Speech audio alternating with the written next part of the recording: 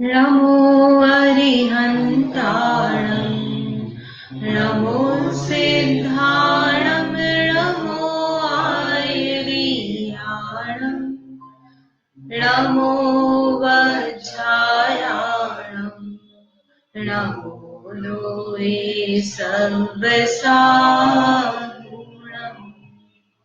मोक्षमार्गस्य नेतारम् भेत्तारं कर्मभूभृताम् ज्ञातारं विश्वतत्त्वानां वन्दे तद्गुणलब्धये। तत्वार सूत्र ग्रंथ में दूसरे अध्याय में 5 असाधारण भाव जो जीव के हैं वो समझे हैं। इसमें लास्ट टाइम अपन ने उनके बारे में विशेषताएं समझी, पांचों भावों के बारे में। ये 5 भाव में काल देखा, पांचों का किसका कैसा कैसा काल है, संख्या है, और उनमें हे उपादेय यानी कौन सा भाव ग्रहण करने योग्य है, कौन सा भाव आश्रय करने योग्य है ना, और कौन सा भाव हेय है, छोड़ने योग्य है, जो कि अच्छा नहीं है। ये सब अपन ने लास्ट टाइम देखा था। तो इसमें से ये कर लिया था ना हेय उपादेय। तो सबसे यदि मुख्य रूप से कहा जाए तो पारिणामिक भाव जो है वो परम उपादेय है। परम उपादेय आश्रय करने योग्य, यानी इसी का आश्रय लिया जाएगा, इसी को टारगेट बनाया जाएगा, इसको ही अपने ज्ञान में मुख्य करके, ज्ञेय बना करके, इसका ही ध्यान करके औपशमिक शायिक आदि भाव प्रकट होंगे। और औदैहिक भाव तो अभी हमें वर्तमान में चल ही रहा है, सामान्य से शायक शमिक और औदैहिक भाव देखा जाए, और सम्यक्त की अपेक्षा से देखा जाए तो शायक शमिक, सम्यक्त, औपशमिक, शायिक ये सब है। लेकिन यदि श्रेणी चढ़ना होता है, पूर्ण वितरागता प्राप्त करनी होती तो शायक शमिक भाव के साथ प्राप्त नहीं होती है, शायक शमिक सम्यक्त के साथ में, वह औपशमिक और शायिक इनके साथ में ही प्राप्त होती है। तो इसलिए ये दोनों, लेकिन कैसे हैं, परमानेंट नहीं है। औपशमिक भाव जो है मतलब जीव का स्वभाव नहीं है, तो इसलिए कैसा ये एक देश उपादेय है, क्योंकि कर्म का नाश नहीं हुआ ना, थोड़ी देर बाद वापस कर्म आ जाएगा। परमानेंट नहीं मतलब ये उनका ड्यूरेशन बहुत छोटा है, ड्यूरेशन है ना, मतलब अनंत काल तक के लिए नहीं है, थोड़े से समय के लिए हुआ है, फिर नष्ट हो जाएगा। पारिणामिक भाव तो हमेशा ही बना है। इसमें अनंत समय भी और अनादि से, मतलब यही वास्तव में जीव का स्वभाव रूप भाव है जो हमेशा बना रहने वाला है। और शायिक भाव हमको प्रकट करना भी है, तो प्रकट भी कैसे होगा, पारिणामिक भाव का आश्रय लेकर के शायिक भाव प्रकट होगा। शायिक भाव यानी कर्म का क्षय करना है अपने को। तो कर्म का क्षय कैसे होगा कि जब हम अपना जो स्वभाव है उसका आश्रय लेंगे तो कर्म का क्षय होगा, और जो शायिक भाव प्रकट होने हैं वो प्रकट होंगे। तो प्रकट तो करना ही है, इनको प्रकट करने योग्य ही है ना शायिक भाव जो है। जब कर्म नष्ट हो जाते तो क्षयिक भाव होता है। क्षयिक भाव का मतलब क्या है, क्षयिक, क्षय से जो उत्पन्न हुआ, ज्ञानावरण, दर्शनावरण, मोह नियंत्रण, ये जो कर्म है इनका क्षय करने पर जो भाव प्रकट हुआ आत्मा में, यानी कर्म में तो क्या हुआ, नाश हुआ है, कर्म हट गया आत्मा से, लेकिन आत्मा में क्या हुआ, तो वो हटने पर जो शुद्धता, निर्मलता उस गुण संबंधी प्रकट हुई है, वो शायिक भाव है। शायिक शमिक मतलब अभी बीच की स्टेज है, उसमें थोड़ा कर्म का उदय है और थोड़ा नहीं भी है, तो उसके कारण से अपना स्वभाव प्रकट भी है। औदैहिक जो है उसमें कर्म का उदय लेंगे अपन, मतलब जीव का कुछ भाव स्वभाव रूप प्रकट नहीं है वास्तव में। जैसे क्रोध हो रहा है अपने को, तो क्रोध कैसे हुआ, कर्म का उदय हुआ क्रोध का, और हम क्रोध रूप परिणमित हुए। मतलब जीव ने अपना पुरुषार्थ क्या किया उसमें, वास्तव में कर्म का जैसा जैसा उदय चल रहा है, असता का उदय चल रहा है, शरीर में रोग हो रहा है तो हम दुखी हो रहे हैं ना, शरीर की स्थिति अच्छी हो रही, बाहर अनुकूलताएं हो रही है, पुण्य का उदय है तो हम सुखी हो रहे हैं। हम अपने स्वयं के जीव के स्वभाव भाव क्या प्रकट है उसमें, मतलब अपना पुरुषार्थ उसमें कुछ नहीं है, वो और सामान्य रूप से जब कहेंगे तो जैसा उदय चल रहा है वैसे ही जीव हो रहा है, तो वह विकार ही हो गया ना, जीव का स्वभाव प्रकट नहीं हुआ, क्रोध जीव का स्वभाव नहीं है, तो यह कर्म के उदय से हो है, मतलब क्रोध रूप जीव स्वयं हुआ है, लेकिन यदि कर्म नहीं हो तो जीव क्रोध रूप होगा क्या, उस संबंध में कर्म नहीं है, क्रोध आदि का उदय नहीं है तो जीव को क्रोध आदि नहीं होंगे। इसलिए वह औदैहिक भाव है, विकारी भाव है। लेकिन जीव में पाए जाते हैं, ये जीव में ही मलिनता है, इसलिए इनको हटाना है, इसलिए कैसे हैं, छोड़ने योग्य है, ध्येय है। तो मतलब जीव में औदैहिक भाव हटाना, इसका मतलब क्या हुआ कि उसके साथ में कर्म भी है। तो औदैहिक भाव कब हटेंगे, कर्मोदय के निमित्त से अपने को विकारी भाव हो रहे हैं, तो वो कर्म हटेंगे तब हमारा औदैहिक भाव समाप्त होगा। अगर स्टेज वाइज बात की जाए तो कौन सा फैल जाता है? स्टेज जैसे वाइज क्षयिक को अपन कर्म सारे हटा दिए तो क्षयिक आया, वो औपशमिक क्षयिक जो है कर्म का उदय भी हो रहा है, अनुदय भी है, तो क्षयिक है। और औदैहिक में जैसे कर्म का उदय हो ही रहा है। औपशमिक इसमें पांचों भाव जो है, इनमें से 4 भाव मैक्सिमम एक साथ एक जीव को पाए जा सकते हैं। यदि देखा जाए, अपन एक देखें कितने जीवों को कौन कौन से भाव है, तो सिद्ध जीव जो है उनको सिर्फ पारिणाम, उनको सिद्ध जीव को शायिक और पारिणामिक 2 भाव पाए जाएंगे। और जो अरहंत परमेष्टि है उनको शायिक भाव, पारिणामिक भाव और औदैहिक भाव भी है उनको, जो सर्वज्ञ भगवान है, जिनकी प्रतिमा मंदिर में विराजमान है। उदय किसका है, उनको उनने क्षय भी किया है कर्मों का, 4 घातीय कर्मों का क्षय कर दिया है, लेकिन साथ में उनके अभी कर्म शरीर है ना, शरीर है, साता साता का उदय है, मतलब 4 घातीय कर्म बचे, 4 का नाश कर दिया है तो शायिक भाव है, और 4 का उदय है तो औदैहिक भाव है। तो 3 भाव अनंत परमेष्टि के पाए जाएंगे। और अपने कितने भाव है इनमें से, तो अपने को पारिणामिक भाव तो टोटल सभी जीवों को है, तो अपने को पारिणामिक भाव है, कर्म का उदय भी दिख रहा है हमको, क्रोध आदि है, क्रोध मान माया लोभ, इनमें से कुछ न कुछ परिणाम पाया जा रहा है, तो औदैहिक परिणाम है। फिर इसके बाद में क्षयक्षमिक भी, क्योंकि अपने को मति ज्ञान शुद्ध ज्ञान है, उसमें क्षयक्षम घटता है। चक्षु दर्शन हो गया, उसमें भी क्षयक्षम घटता है। अंतराय के दानांतराय इत्यादि में भी क्षयक्षम घटता है। तो ये 3 भाव तो अपने को है। शायिक भाव है क्या, कि किसी कर्म का क्षय नहीं हुआ इसलिए शायिक भाव नहीं है। औपशमिक भाव नहीं है।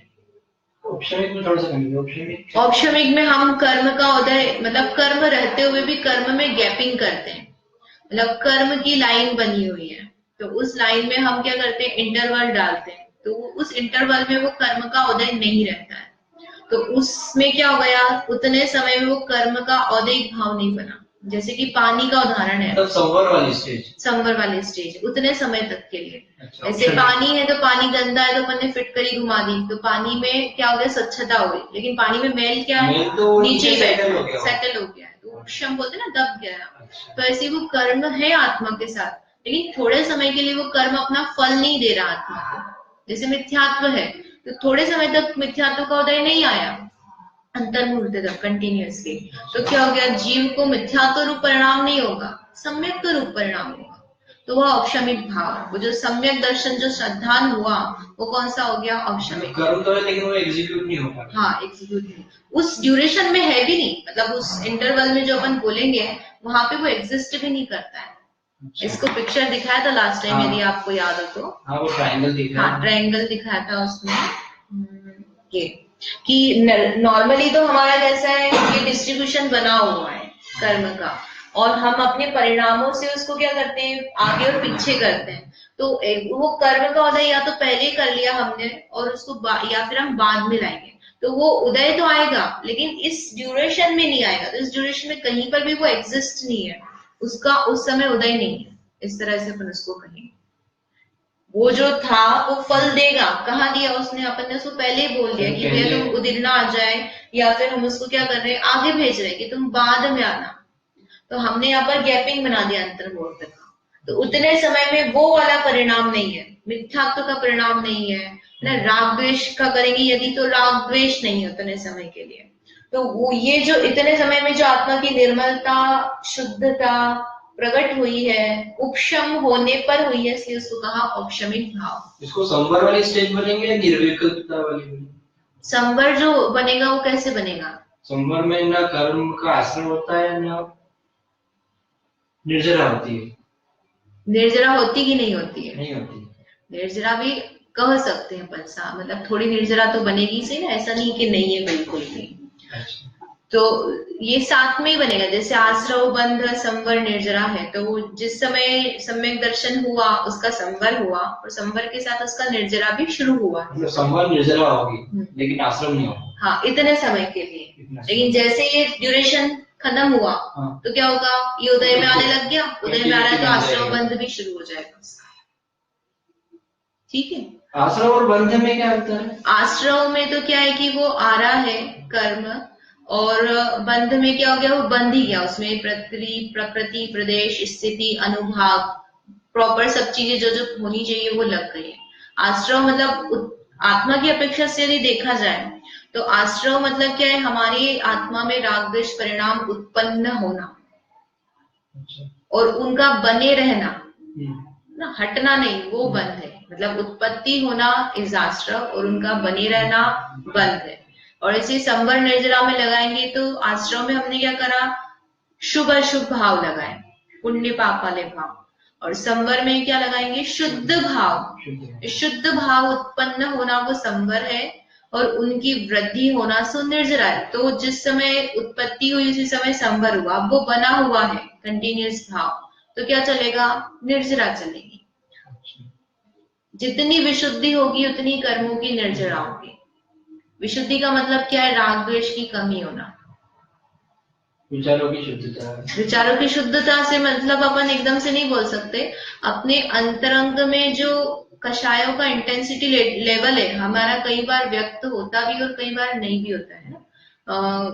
हो सकता है कि हम बाहर में बहुत शांत बैठे हुए हैं, लेकिन अंदर में हमारे जो परिणाम है बहुत कलुषित है, बहुत कषाय हो रही है, तीव्रता है, आकुलता है, तो वह विशुद्धि नहीं है।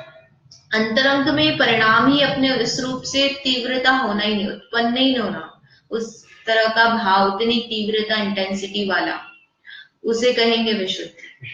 राग द्वेष कम होना, मंद कषाय, मंद कषाय। ठीक है। तो अब ये 5 भावों को समझने से क्या लाभ हुआ, रोहित सोचकर आए क्या? इसको भी रखते हैं ना। सबसे पहले कौन सा भाव को बताओगे? ठीक है, पारिणामिक भाव का। अनादि अनंत हमारे चैतन्य स्वभाव है, इसमें मतलब इसको जानने से यही लाभ हुआ कि हमारे पास एक ऐसा स्वभाव भी है जो अनादि अनंत है। बाकी जो बाकी जो भाव है वो क्षणिक है, उनका शायद वो परमानेंट नहीं रहेगी। पारिणामिक भाव ऐसा भाव है जो हमारे साथ हमेशा है, बाकी सारे भाव जो है वो तो कैसे हैं, कर्मोदय के सापेक्ष है, इतना समझ में। ठीक है। और मतलब हमको पहले पता ही नहीं था कितने सारे भाव भी होते हैं, यही नहीं पता था। अब अपने को पता पड़ गया कितने सारे होते हैं, तो उसमें अच्छा कौन सा है उस पर अपने को फोकस करना चाहिए। सबसे पहले 5 भाव को सामान्य से भी अपन 5 भाव देखें तो समझे क्यों अपन ने कि मैं जीव हूं और इस जीव को मैं रिकॉग्नाइज कैसे करूं, अपने आत्मा की अपेक्षा से, इंद्रियों की अपेक्षा से नहीं, है ना। एक इंद्रिय जीव है, 2 इंद्रिय है, 3 इंद्रिय है, तो अपन शरीर आदि की अपेक्षा से उसको रिकॉग्नाइज कर रहे हैं कि हाँ ये भी जीव है, ये भी जीव है। लेकिन उसमें भी मैं अपने आत्मा को कैसे रिकॉग्नाइज करूं कि ये आत्मा है, तो उसमें ये 5 भाव बताए हैं कि औपशमिक भाव भी है, शायिक भाव है, औदैहिक है। ये जो क्रोधादि लिख रहे हैं ये जीव में उत्पन्न होते हैं। क्रोध कहाँ हो रहा है, शरीर में नहीं हो रहा है, जीव में हो रहा है। ऐसे ही जो ज्ञान का श्रुत ज्ञान, मति ज्ञान का परिणमन पाया जा रहा है, वो जो संयोक्षम चल रहा है वो किस में हो रहा है, जीव में चल रहा है। ऐसे जीवत्व, भव्यत्व, अभव्यत्व, ये पारिणामिक भाव कहा, तो ये किस में पाया जाएगा, ये जीव में पाया जाएगा। उद्गल, धर्म, आकाश काल अन्य किसी में नहीं पाया जाना है। तो सबसे पहले तो जीव को, अपनी आत्मा को यदि समझना है तो ये भाव इसमें इस तरह से पाए जाते हैं। भावों की अपेक्षा से अपन देखना चाहते हैं ना कि है क्या, क्या पाया जाता है, क्या होता है उसमें, क्या अच्छा है क्या बुरा है। तो ये 5 भाव बताएं। फिर ये इसमें लिखा ना, पारिणामिक भाव समझने से क्या भाव है, तो स्वभाव है, ये सभी जीवों में है, सभी जीवों में ये भाव तो है ही, मतलब इसकी अपेक्षा से किसी भी जीव में अंतर नहीं है।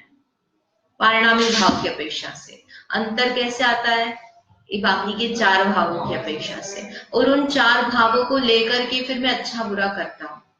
तो यदि उनको हम हटा दें, कैसे हटा दें कि भैया ये तो परमानेंट ही नहीं है बाकी के भाव, तो क्षयिक भाव को छोड़ दो, तो बाकी के भाव जो है कर्मोदय सापेक्ष है, वास्तव में जीव तो इसी प्रकार का है। तो यदि हम उसको उस दृष्टि से देखेंगे तो हमें राग द्वेष नहीं होंगे कि ये भी जीव है, इसमें भी तो वैसा ही पारिणामिक भाव पाया जा रहा है जैसा मुझ में है।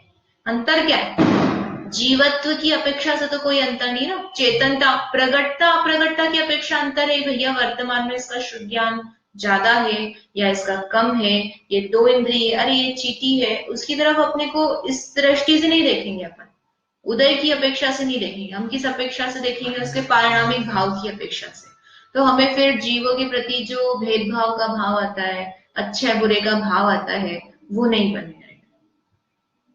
पूरी तरह से खत्म नहीं हो तो भी कमी तो आई जाएगी।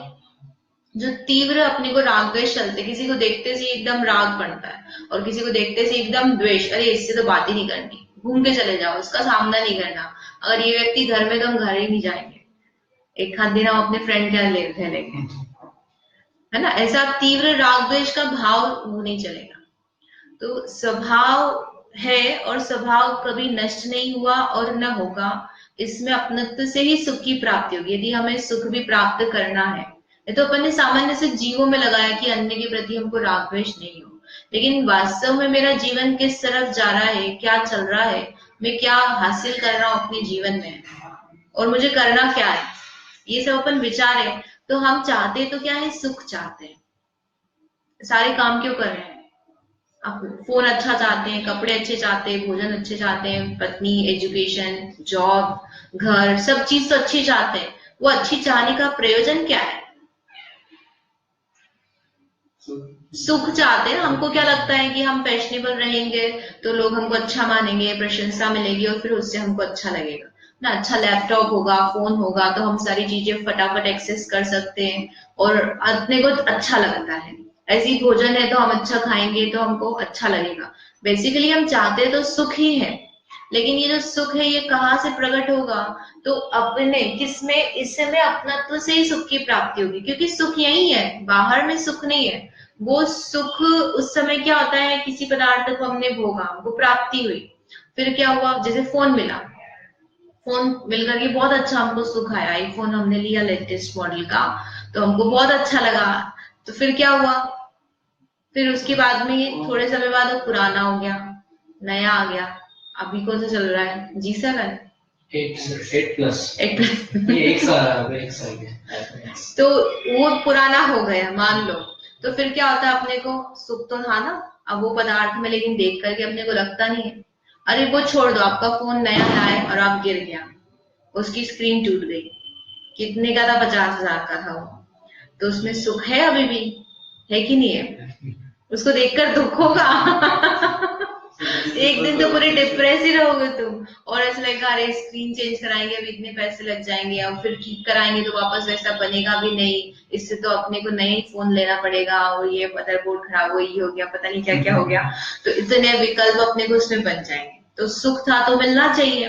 वास्तव में उसके संबंधित अपने ज्ञान में जो कषाय आदि चल रही थी या कषाय की तीव्रता चल रही थी, तो जब अपने को प्राप्त हुआ तो कषाय मंद हुई और सुख लगा। तो वह सुख किससे हुआ? कषायों की मंदता से हुआ। तो जब कषाय का अभाव हो जाएगा तो अपने को वास्तविक सुख मिलेगा। इसका मतलब क्या हुआ? कि मेरी आत्मा से ही सुख मिलना है, बाहर से सुख नहीं मिलना है। अपन ने जो मान रखा है मिथ्या मान्यता, यदि वह सही हो जाए और सुख कहाँ है ये पता चल जाए, तो वहां से अपन सुख प्राप्ति का प्रयास करेंगे और सुख प्राप्ति होगा। तो पारिणामिक भाव के आश्रय से ही सुख होना है, कितना भी कर लो। ऐसे कुत्ते का उदाहरण देते हैं, मोक्ष मार्ग प्रकाशक जी में आता है कि जो कुत्ता है उसको हड्डी चबाना बहुत अच्छा लगता है। क्यों अच्छा लगता है? क्योंकि वो जब वो चबाता है तो उसमें से खून आता है और उसको लगता है कि ये खून किसमें से आ रहा है? हड्डी में से आ रहा है, जबकि खून किसका आता है? उसी के खुद के मुंह में से आता है और उसको बहुत अच्छा लगता है। तो हो क्या रहा है कि खून, उसको जो आनंद आ रहा है वो स्वयं के उसके ही आ रहा है, शरीर का ही भोग रहा है वो, लेकिन लगता क्या है कि मैं हड्डी में से आ रहा है भैया आनंद। ऐसे ही अपने साथ में कि हम ज्ञान का ही आनंद भोगते हैं, अपनी कषायों की मंदता का ही आनंद भोगते हैं, लेकिन हमारे ज्ञान में क्या बना हुआ है कि मुझे बाहर से सुख मिल रहा है। तो ये सुख कहाँ से आना है? अपने स्वभाव के आश्रय से ही आना है। ये पारिणामिक भाव, ये जो हमेशा बना रहने वाला है, ये कभी नष्ट नहीं हुआ है, ये हमेशा आत्मा के साथ है। कर्म का उदय तो बदलता रहेगा। अभी हमको अपना मति शुद्ध ज्ञान का सर्वक्षम अच्छा है, अच्छा लग रहा है, जन धर्म का संयोग है, कषाय मंद है, तो हम अपने आप को अच्छा अनुभव कर रहे हैं। लेकिन ये कर्म का उदय के पराधीन है। जब ये बदलेगा तब क्या होगा? बदल जाएगा तो हम दुखी होंगे, नरक में जाएंगे, निगोद में जाएंगे, एक इंद्रिय बनेंगे, 2 3 4 इंद्रिय बनेंगे, देवों में हम देवी बन जाएंगे, देवगति में। तब हमारा उदय तो बदल गया। उदय बदल गया तो क्या हो गया? सुख भी बदल गया। तो इसका मतलब क्या है कि ये पारिणामिक भाव ही एक ऐसा है जो हमारे साथ हमेशा एक जैसा बना रहने वाला है, इसमें कोई चेंज नहीं होने वाला है। और इसका आश्रय करेंगे, यही मैं हूं, इस तरह से अपन भावना करेंगे तो सुख उत्पन्न होगा। ठीक है। पंचेंद्रिय जीव असंख्य हो सकते हैं।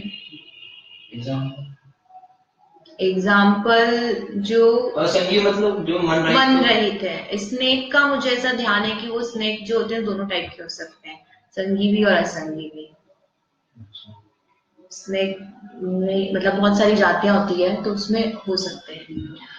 और छिपकली का देखने में आता है, आप विचार करना, ये छिपकली जो होती है वो उतनी चंचल नहीं होती है। मतलब वो ये सब मॉस्किटो वगैरह खाती है, चलती है, लेकिन वो उसकी जैसे चूहा होता है, चूहा की जो थॉट प्रोसेस चलती है, यहाँ चलना, इस तरह से चढ़ना, जो दिमाग चलाता है, वो एक्टिवनेस जो अपन देखते हैं कि अच्छा ये बुरा है, सामान्य से वो डर के भाग जाएगी ना, या फिर वो आ जाएगी, मतलब ऐसे देखने में आता है। लेकिन उसमें जो अपन चूहा हो गया, बिल्ली है, इस तरह का नहीं दिखता। जैसे कॉकरोच होता है ना, कॉकरोच टाइप से छिपकली का बड़ा रूप बोल सकते, जो सोच करके समझ करके, जैसे सुन करके ग्रहण करके, चूहे को ट्रेन करते हैं ना सर्कस वाले, तो उसको ऐसे कुछ जंप कराना, इस पिंजरे में से ऐसे निकलना, वो सब ट्रेन कर सकते हैं चूहे को। इंटेलिजेंस नहीं रहता है। हाँ, जो अपन अपने मन का हित अहित का विचार है, शिक्षा ग्रहण करना है, शब्द आदि समझना है, ये सब उसमें नहीं पाया जाता।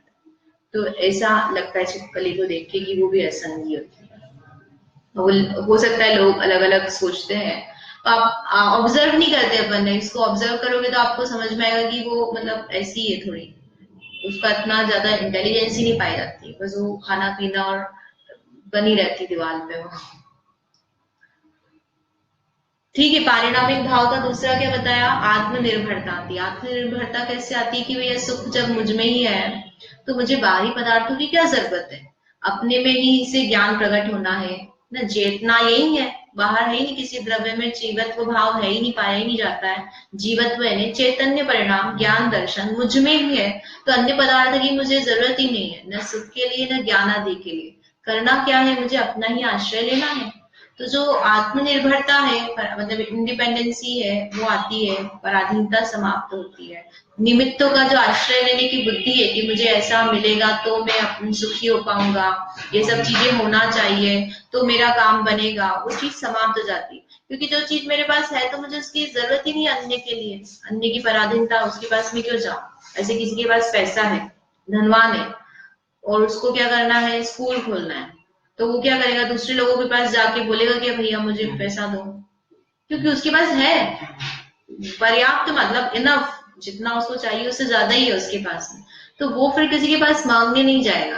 तो ऐसे यदि सुख और ज्ञान मेरे पास में है, मुझे पता है, तो फिर मैं दूसरे के आश्रय लूंगा क्या कि यहाँ से मुझे ज्ञान मिल जाए, ऐसे सुख मिल जाए, कि है मेरे पास, मुझे नहीं चाहिए दूसरे से, दूसरे की आवश्यकता नहीं। आत्मनिर्भरता, इस तरह से पारिणामिक भाव को समझने से लाभ है। फिर दूसरा है औदैहिक भाव। औदैहिक भाव का लिखा हुआ है, आप खुद सोच करके बताओ कि उसको समझने से क्या लाभ है।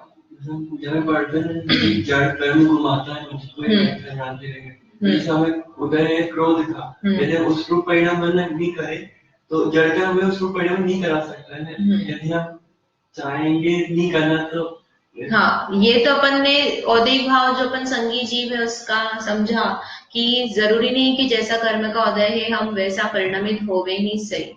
हम अपने पुरुषार्थ से यदि उस रूप परिणमित नहीं होंगे तो हम इस कर्म की संतति को समाप्त कर सकते हैं। ठीक है। लेकिन सामान्य से औदैहिक भाव को समझने से क्या लाभ हुआ कि कर्म के उदय से विकार आदि हो रहे हैं, ये मेरा स्वभाव नहीं है। ये क्रोध, मान, माया, लोभ वेद का परिणाम हो गया। जैसे अपने आप को पुरुष मानते हैं हम, मैं स्त्री हूँ, पुरुष हूँ, इस रूप में एकत्व मान रखा है। लेकिन ये वास्तव में मैं अभी इस भाव में पुरुष या स्त्री हूँ, मैं हमेशा स्त्री पुरुष हूँ क्या? ये तो ये शरीर आदि प्राप्त हुए, वेदादि का उदय इस कारण से मैं हूँ, ये मेरा स्वभाव नहीं है, ये परमानेंट नहीं है। ऐसे सुख का अनुभव कर रहा हूँ तो ये परमानेंट नहीं है, क्योंकि कर्म के उदय से साता साता हो गया। किसी भी चीज का जो है ये परमानेंट नहीं है, औदैहिक भाव तो कभी भी बदल सकते हैं। तो इसके माध्यम से यदि मैं सुख भी प्राप्त हो रहा है तो वो कैसा है? क्षणिक है। डिपेंडेंसी है ना, मतलब कब आपका पुण्य उदय पापोदय में बदल जाए। अपने को भय लगता है कि नहीं लगता है कि कब अभी का अपना अच्छा पुण्य का उदय चल रहा है, पता नहीं ये दूसरे लोगों के इंसिडेंट सुनते तो अपने को ऐसा लगता है कि अरे ऐसा अपने साथ नहीं हो जाए। किसी का एक्सीडेंट का ही अपन ने इंसिडेंट सुना तो अरे कब किसका उदय पलट जाए, ऐसा भय लगता है ना अपने को। हाँ, मृत्यु देख ली भैया, अपना फ्रेंड है, अभी कल तो अपन उससे मिल गया और आज एक्सीडेंट हो गया और वो चल बसा, तो अपने को कैसा लगता है कैसा उदय चल रहा है। तो ये उदय कैसा है? ये उदय तो परमानेंट नहीं है, इससे सुख नहीं देख सकते हम। इसके कारण से इसमें अपन सुख की कल्पना करके हम पुण्य बांधे और फिर हम सुख भोगे, तो वो अपन नहीं कर सकते। ये अपना स्वभाव नहीं है, इससे भिन्न अपने को देखना है। तो यदि ये कषाय आदि भी उत्पन्न हो रही है तो ये स्वभाव वाला नहीं हूं मैं, क्रोध वाला नहीं हूँ, मैं मान वाला नहीं हूँ, ये माया, लोभ, राग, ये सब चीजें वाला मैं नहीं हूँ, ये मेरा स्वभाव नहीं है, मेरा स्वभाव इनसे भिन्न है। ऐसा अपने को ज्ञान करना। यद्यपि ये रागादि भाव मेरे हैं, पर कैसे हैं? कर्म सापेक्ष है, मेरा स्वभाव नहीं है। और स्वभाव से शुद्ध होने पर भी, अरे ये औदैहिक भाव और क्या बता रहा है? जैसे कि खदान से अपन सोना निकालते हैं तो वो जो सोना है वो कैसा आता है? मिट्टी के साथ आता है, लेकिन वह सोना सोना है कि नहीं है। तो ऐसे ही मतलब वो मिट्टी अपन हटा देंगे तो शुद्ध सोना बन जाएगा। तो ऐसे ही ये आत्मा में अब यद्यपि ये क्रोध आदि हो रहे हैं, मैं विकार रूप हो रहा हूं, लेकिन ऐसा होने पर भी ये मेरा स्वभाव नहीं बन गया, अनादि से कर्म मेरे साथ में है। ऐसा होने पर भी मैं जड़ हो गया क्या? जैसा कर्म है वैसा मैं हो गया क्या? कर्म अपना उदय दिखाता है और मैं स्वरूप होने पर भी मैं परमानेंट हो गया क्या वैसा? अरे ये कैसे है? कर्म संबंध से विकार कहाँ पर है? पर्याय में है, द्रव्य में नहीं है।